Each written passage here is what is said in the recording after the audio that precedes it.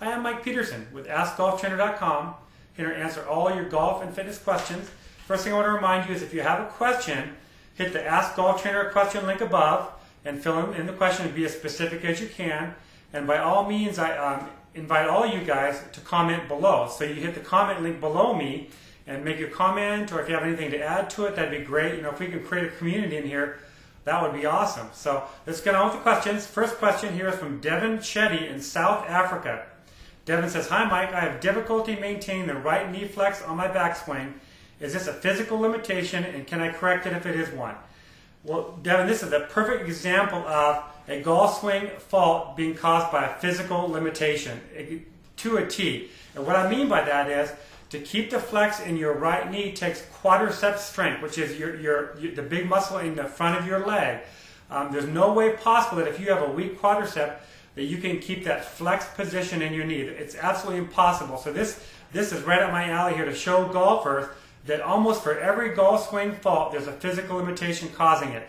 So let me get into this a little bit more specifically. So to keep that knee flex, especially in your right knee, which is the knee you're loading, if you're a right-handed golfer, you're loading on your backswing, and to keep it flexed, you need to strengthen that muscle. Well, a perfect exercise for that, it's actually a swing drill. I used to do it a lot.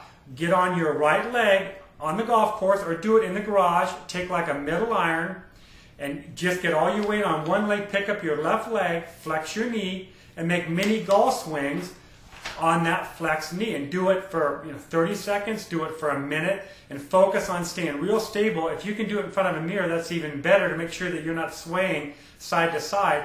But what you're really focusing on is keeping that knee flexed, making a golf swing. So that's about as specific as you can get. Another simple, I mean really simple exercise is sitting and standing in a chair 20 or 30 repetitions. You don't need a fancy gym. Just go up to a chair, go to your kitchen chair or a dining room table chair, and sit and stand in that chair 20 or 30 times, and then try to tell me that your legs aren't burning. So that's another good exercise. As you'll notice, all these exercises are on your feet, very similar to the golf swing. This is critical.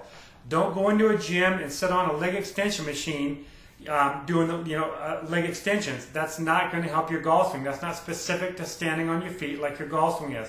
So Devin, hopefully that helps you. Give that a try, and if you have any other questions, don't hesitate to give me a holler. Okay, the second question is from Karen Gates, and Karen writes, "Hi Mike, I truly enjoy your emails and great information. We have 2 young golfers in our family. Zach will be a junior in college and plays on the college golf team. Alex will soon be 16 years old and is playing in some junior and amateur tournaments this summer. We live in Florida. I'm curious about hydration and nutrition when the boys are on the course, especially when they are carrying their clubs in the heat. When they're playing, I know they don't think about it, and I know it's going to make a difference in their game. So do you have any suggestions or any resources that we can utilize to help them with this?" Well, I actually put out an ebook, Golfer's Weight Loss ebook, and I'll put a link below this video. And don't be deceived by the title of Golfer's Weight Loss, because what I talk about a lot in that is exactly that. What to do on the course, what to do before the course, what to do after the course. I talk a lot about the eating side of it and the hydration side of it. But let me answer your question here, just because that's what this show is all about.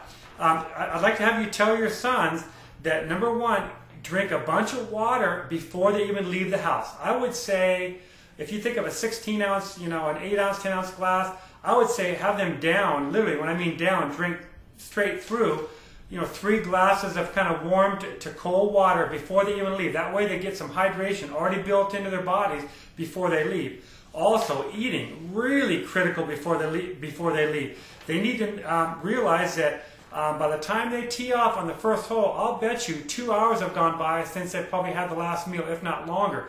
What's going to happen is within half an hour to an hour into that first round, they're going to hit the wall. They're going to be hungry. They're not going to realize they're hungry, but they're going to start losing focus, start losing energy. So it's really important that while they're at home, get a full meal in them. That could, if it's breakfast, oatmeal, some egg whites, and some toast maybe. If it's more of a lunchtime meal, some kind of a whole wheat turkey tuna sandwich.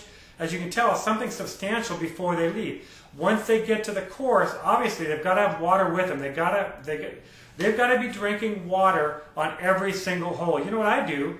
After every shot, I drink. I take a little gulp after every swing on the golf course. So I'm drinking the whole time.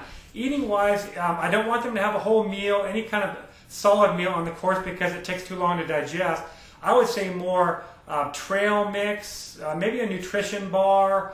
They can do nuts, they can do pretzels, definitely fruit, although fruit's kind of hard to last in the heat. But if they want to grab an apple or a banana at the turn, that's fine too. But those are definitely things to do throughout the whole entire round, especially when you're young. You've got a metabolism that's burning through the roof, so they really need to focus on lots of calories and hydration at the same time. So hopefully that'll help. Make sure your sons are watching this video and get back to me and see if that improves their game. Okay, and the last question is from Joe, who's a 10 handicap in Connecticut. Joe says, do the pros work out before or after a round of golf? I want to make sure that when I'm answering questions on this video that all you guys can benefit from it. I know this is a question pertaining to the pros, but I want to make sure you guys can benefit from it, so I'll hopefully hit on some answers that'll help you guys. But remember, these guys do this for a living, so most of them, as if you couldn't tell, work out now. It's a very small percent of the tour players that don't work out. What do they do before and after? I can tell you for sure that they're getting stretched out dynamically beforehand by one of the trainers that are in the trailer. They're not really doing a lot of resistance workout because obviously they've got to save their strength for the round. After the round, depending on how the round goes, again, you've got to be specific to what your results are that day. So, if they've got some swing issues, obviously they're going to go to the range and work on the swing issues, putting, whatever it may be. But they'll spend some time going into the trailer afterwards doing their normal routine, whether it's throwing some medicine balls around, doing some core work, maybe doing some cable tubing work for their golf swing, specifically to some phase of their golf swing. Again, they are working out though. I want you guys to all know that the pros work out, especially Tiger Woods, of course, works out throughout almost every day of a tournament. So when amateur golfers think, is this going to ruin my game? Far from it. But for you guys, I would say, if you've got a round of golf, I would not work out that day just because you're not near as tuned up as the pros are. If you do want to work out that day, maybe your schedule doesn't allow you to do it any other day, I would definitely do your weight training session before, but several hours before, so you get a little bit of a recovery in there. Then do your round or your practice session, and then you could do maybe some light static stretching, holding stretches after the round or the practice session. So I would definitely say for somebody who needs to do it all in one day, do the weights first, and then give yourself a break, get a meal in you, and then do your practice session or your playing. Also, I want to touch on something since we just all watched Tiger Woods just play an amazing tournament. Although I have to admit, first time ever, I was pulling for Rocco Mediate. What a great guy, and 3 boys, and Father's Day, but I mean, what can you say about Tiger Woods? But I'm receiving emails every day. Well, Tiger's fit and he's hurt. What's going on with that? And I just want to say quickly that Tiger Woods swings like nobody else on tour, like nobody else on the planet, which is 135 miles an hour, and he swings into a locked left leg. So at that point, with his swing mechanics being the way they are, which are near perfect, that's a swing flaw Tiger has that if he doesn't change, he won't be playing golf in 5 years. Mark my words on that. He snaps that lead leg so aggressively, and then remember, he's not only snapping it, he's twisting and torquing on it.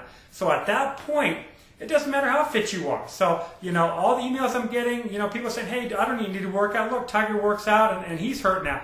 Well, he's a small percentage case that would happen to. Most golfers that are amateurs, that are out of shape, they know they need to stretch. They know they need to be in better shape. So it's either kind of put up or shut up and really get to it. I want to be a little empathetic for all those golfers out there with busy schedules too, but just a couple of exercises a day can make a huge difference. But again, hopefully I answered the question that the golfers, the tour players, do the strength training afterwards and the stretching before. Hopefully that helps, and I'll see you guys next time. Hit them long and straight.